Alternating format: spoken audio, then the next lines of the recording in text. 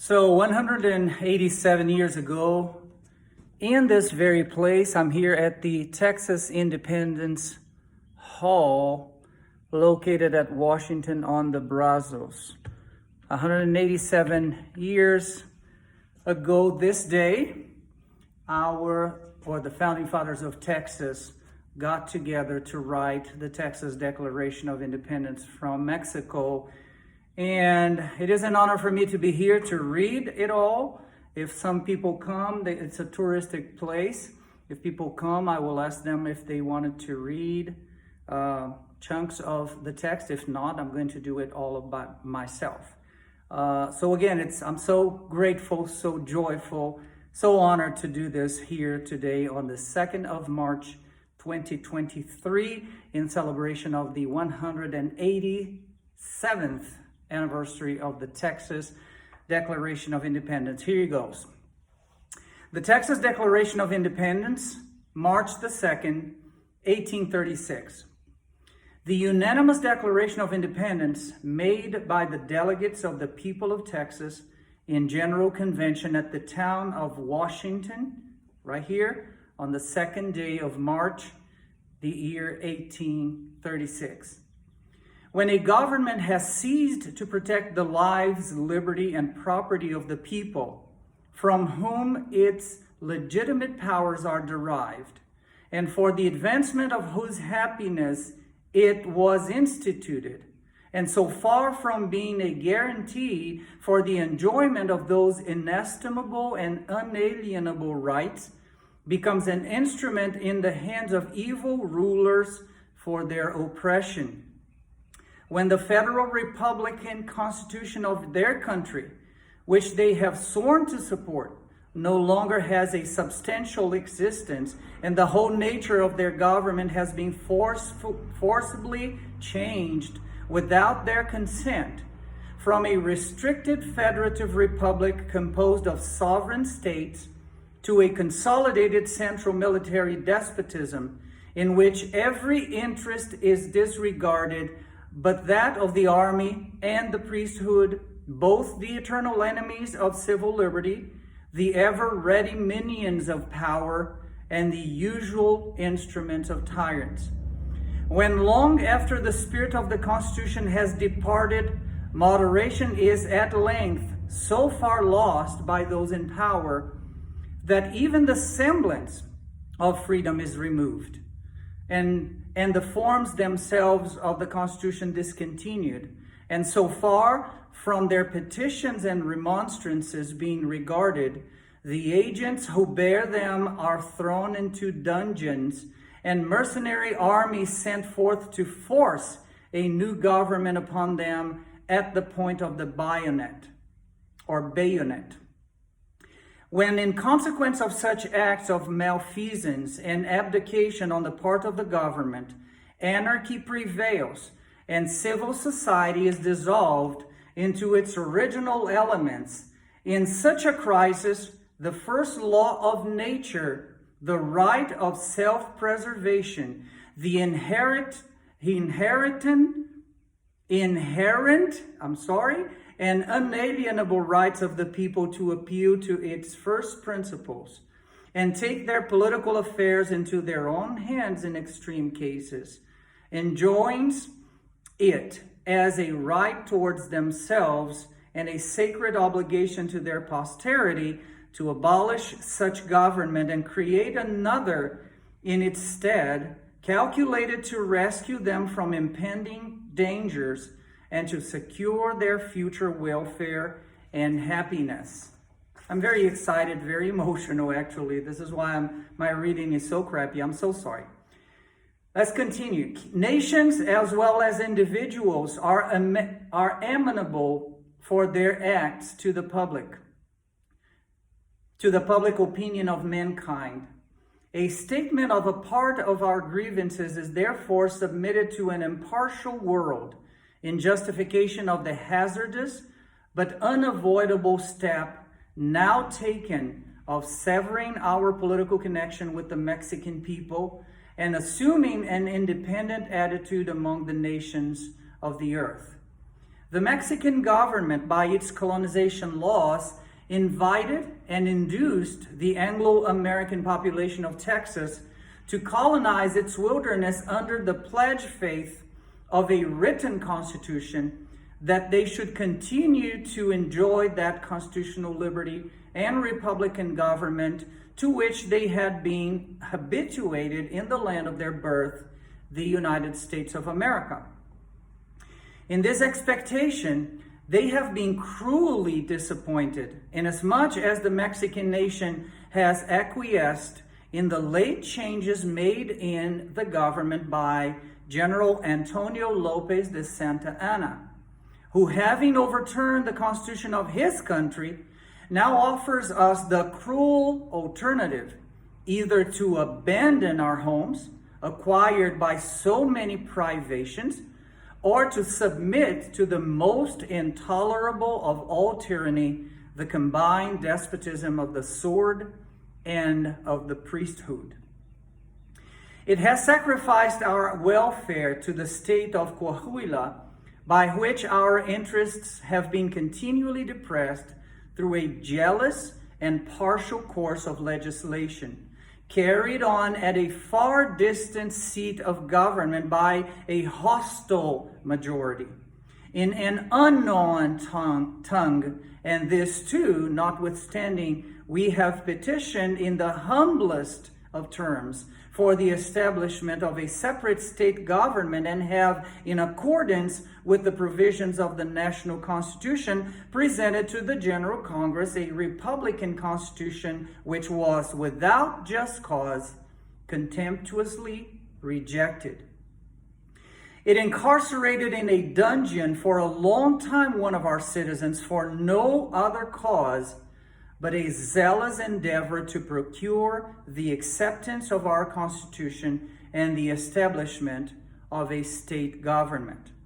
It has failed and refused to secure on a firm basis the right of trial by jury, the palladium of civil liberty, and only safe guarantee for the life, liberty, and property of the citizens.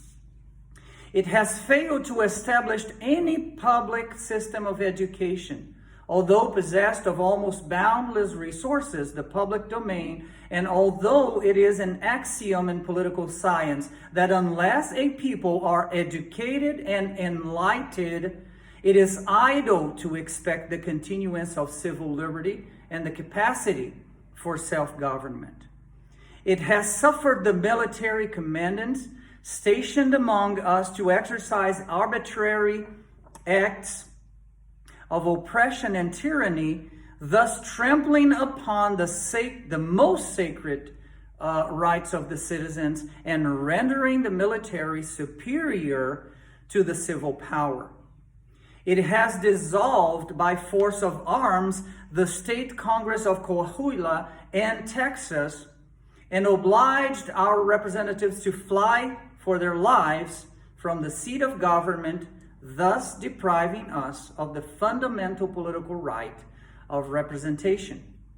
It has demanded the surrender of a number of our citizens and ordered military detachments to seize and carry them into the interior for trial, in contempt of the civil authorities and in defiance of the laws and the Constitution.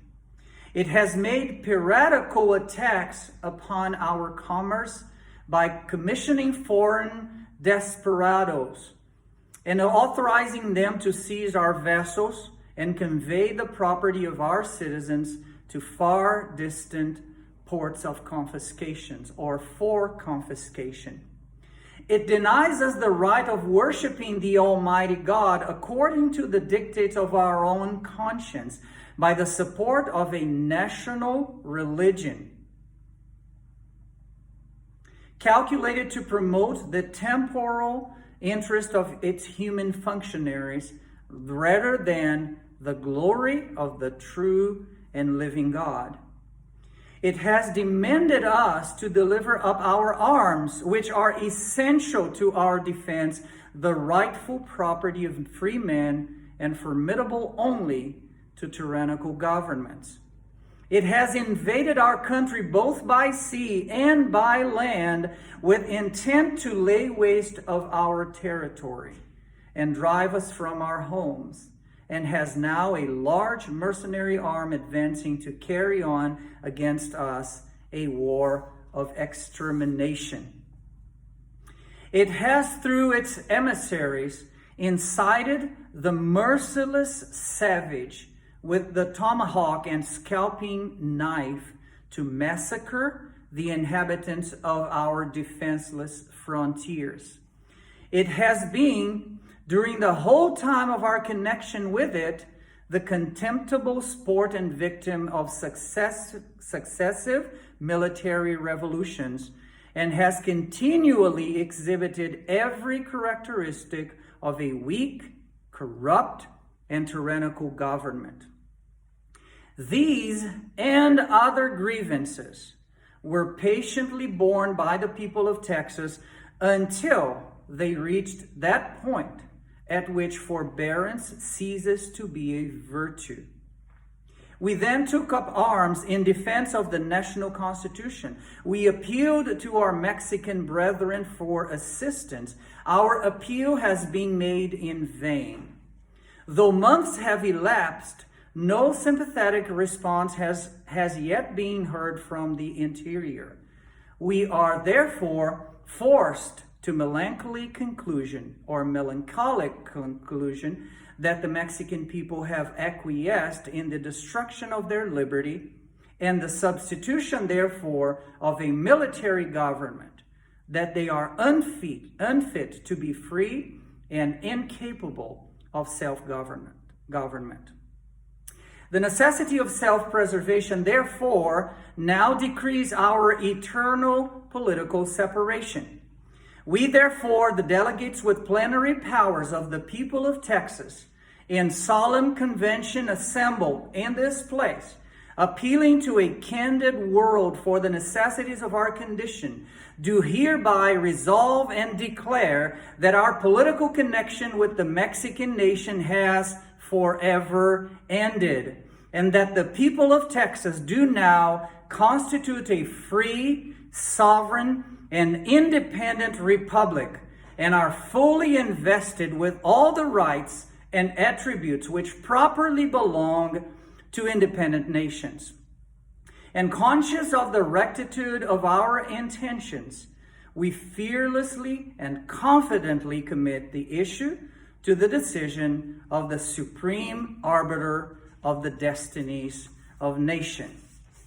Signs this declaration Richard Ellis, the president of the convention and delegate from Red River, plus Charles B. Stewart, Thomas Barnett, John S. D. Byram, Francis Ruiz, J. Antonio Navarro, Jesse B. Badgett, William D. Lacey, William Menifee, John Fisher, Matthew Caldwell, William Motley, Lorenzo de Zavala, Stephen H. Everett, George W. Smith, Elijah Stapp, Claiborne West, William B. Skates, M. B. Menard, A. B. Hardin, J. W. Burton, Thomas J. Gasly, R. M. Coleman, Sterling C. Robertson, James Collinsworth, Edwin Waller, Asa Brigham, George C. Childress, Bailey Hardman, Robert Potter, Thomas Jefferson Rusk, Chas S. Taylor, John S. Roberts, Robert Hamilton, Colin McKinney, Albert H. Latimer, James Power, Sam Houston, David Thomas, Edward Conrad, Martin Palmer, Edwin O. Legrand, Stephen W. Blount, James Gaines, William Clark Jr., Sidney O. Pennington, William Carroll Crawford, John Turner, Benjamin Briggs Goodrich, G.W. Barnett, James G. Swisher, Jesse Grimes, S. Rhodes Fisher, John W. Moore, John W. Bauer, Samuel A. Maverick, Samuel P. Carson, A. Briscoe, J. B. Woods, signed by Secretary H. S. Kimball. So we thank God for the state of Texas, then Republic of Texas, now the state of Texas, in which all of us live and are so proud of. May the Lord bless Texas. May the Lord bless the United States of America.